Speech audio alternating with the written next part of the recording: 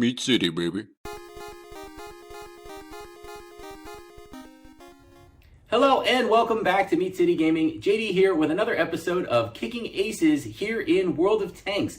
And today we are on the Halfaya Pass map, which is interesting because it's no longer in the rotation for the World War II map. It has been pulled from rotation due to people pretty much hating it, I think. And I never really had a problem with this map. It's like one of the newer ones, I guess, so I never really played it that much back in the old days. And it's okay. I always thought there was multiple routes and elevation changes and things like that. So it wasn't like a favorite map or anything like that of mine, but I never really minded it.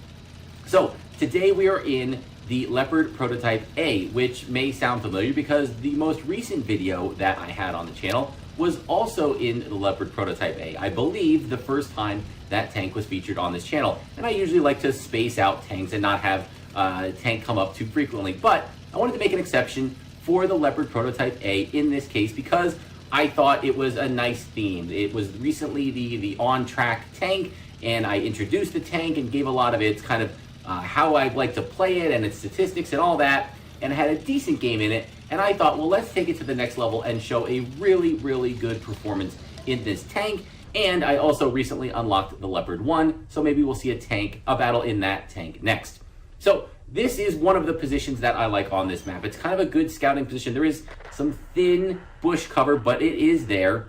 And as you can see, we're spotting a Centurion 7-1 on the enemy team. And I am trying to resist my inner demons here and not pull the trigger, but I could only hold out for so long before I decide to fire, and I have no idea where that shot went. I don't know how we didn't hit them, but the second shot, we, of course, auto-aim instead of doing the manual zoom in, which missed, and the auto-aim worked.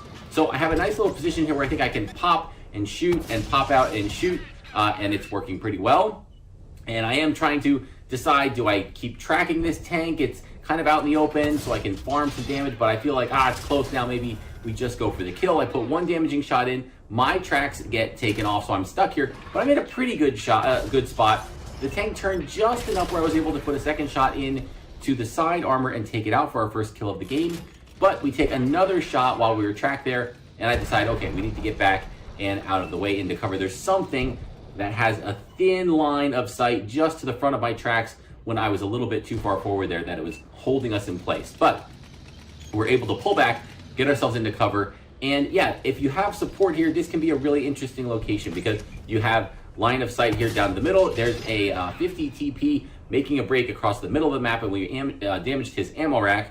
And I think we're gonna get another shot here. Yes, we do. Unfortunately, the tank was moving so quickly, we tracked it, but it slid far enough that it kept moving, repaired the tracks very quick on the repair there by that player, and they were able to get mostly into cover, but then they stopped and left the side of their turret exposed, so we were able to put in at least one more shot there and get a little bit more damage on the tank before our allies took it out. So a pretty good start to the battle. We're up 3 tanks. Things are looking good at the start. And like I said, this is one of those locations where if you have support, you can do a lot of things, right? If you're not the frontline spotter, you can shoot and kind of stay hidden if you can use these bushes properly. You can look up to the mountain to my right here, and we can see there's an E100, and I think he's supported by an Object 780. It popped up very quickly there, but a Russian heavy tank nonetheless. And then you can also shoot down the valley, and sometimes you'll have an opposite number that kind of rushes early if you're a light tank or a fast medium that gets into the other side of this little valley, and then you're going to kind of have to dish it out with them to try and take over this spot so that you can kind of get control of the spotting mechanics for the game.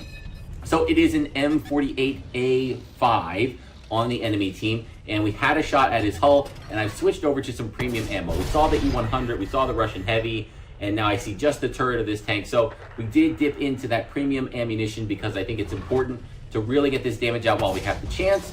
Unfortunately, the tank kind of dipped off the side, survived the drop-off. We weren't able, and our shot missed there because he dropped. We switched back to regular rounds. Now I think we have the side of his tank, and yes, we do. So we don't need the premium round. A nice switch out there of the ammo. We had the premium when we needed it to go through those turrets, and then we were able to get the regular rounds rolling again. And there is that Object 780. I had a pretty decent shot. The accuracy on this gun is really, really good. It's rare to miss, but misses do happen. That is a pretty long-range shot. So we're not too disappointed in it. And as he's battling with my ally there, we're able to put one shot into the side and rack up a little bit of extra damage. So things are looking really good now in the battle as a whole. We're up 8-4. We have double their number, and our personal damage is pretty good in this battle. 3,608 damage with a little bit of assistance on top of that. Over 4,000 combined right now. That's a great battle. And hey, let's see if we can get a little bit more here. So 4 tanks on the enemy team. We can see at least 2 of them are up to the northwest of our position, and it looks like a 2-on-2 kind of battle. And again, this is what, like one of the things I talked about in the previous video, the Leopard prototype is so good at cleanup in this stage of the game because of its mobility. So all these tanks down here in the valley with me that have been helping me, they're going to get there too, but they're going to get there much slower than I am, especially some of those heavies. And even though we're going up this really, really steep incline, we're still making it pretty quick. We got up there at 15, and now we're flat ground, and we can just go and get ourselves into position to try and farm up a little bit more damage and turn what is a really good and solid game into hopefully a great game. So one of the things that we're going to try and do right ourselves into position to try and farm up a little bit and turn what is a really good and solid game. I think just one tank now. We can see 3 of the 4, and there we go, all 4 of the 4.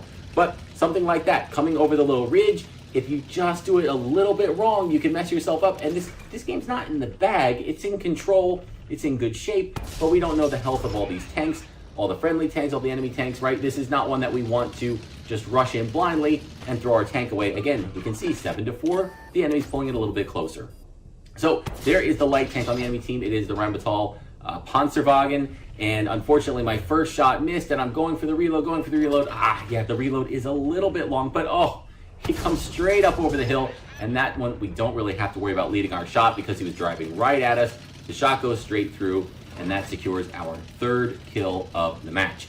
So now it's 7-2. Okay, now we've got things in hand, and now it is strictly just farming up, trying to get a little bit more damage.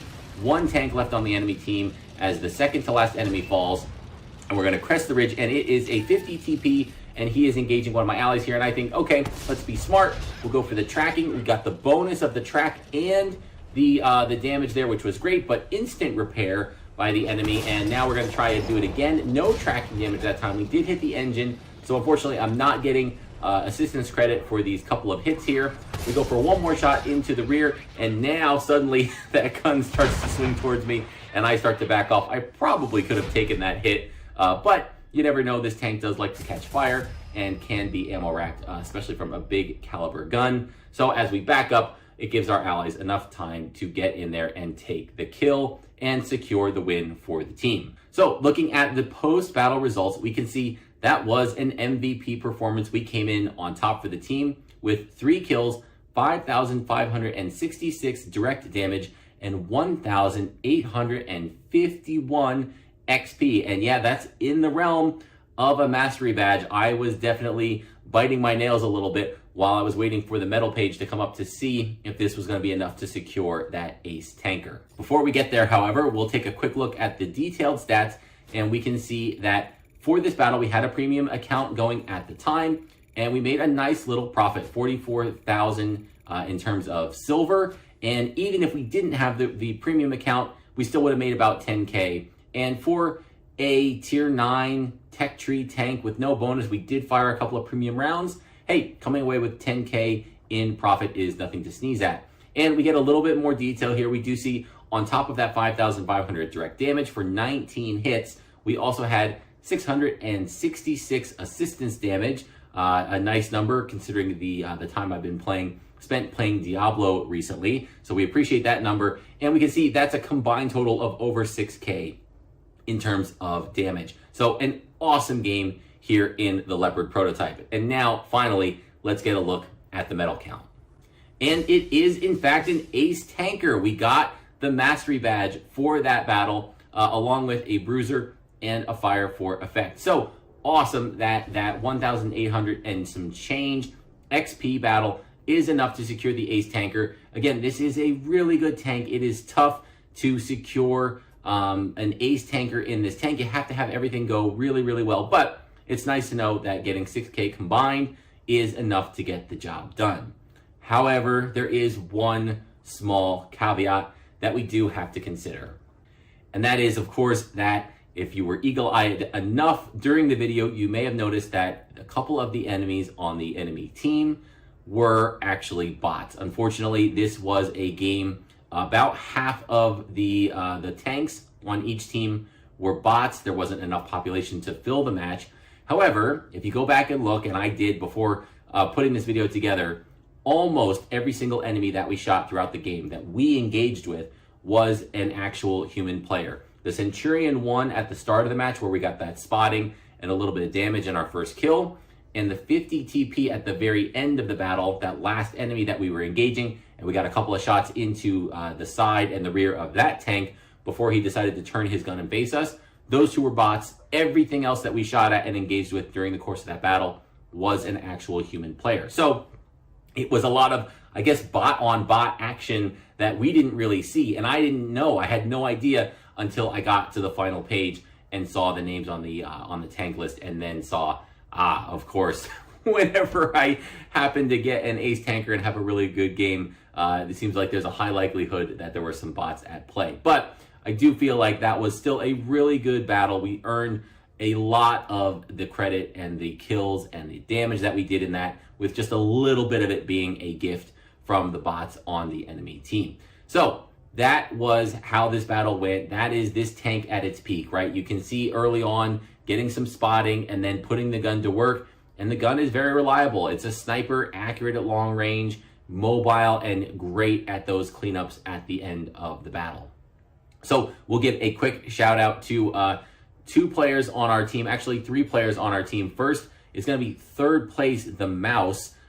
Crazy, they got third place with 5,738 damage. They had more damage than I did in that game, and only third place. Of course, they're in a tier 10 tank, and maybe they were the ones doing most of the damage to the bots there with that impressive damage total. So shout out to F22, F14, A10. So obviously a fighter pilot enthusiast there with that gamer tag. So a cool gamer tag, and shout out to them.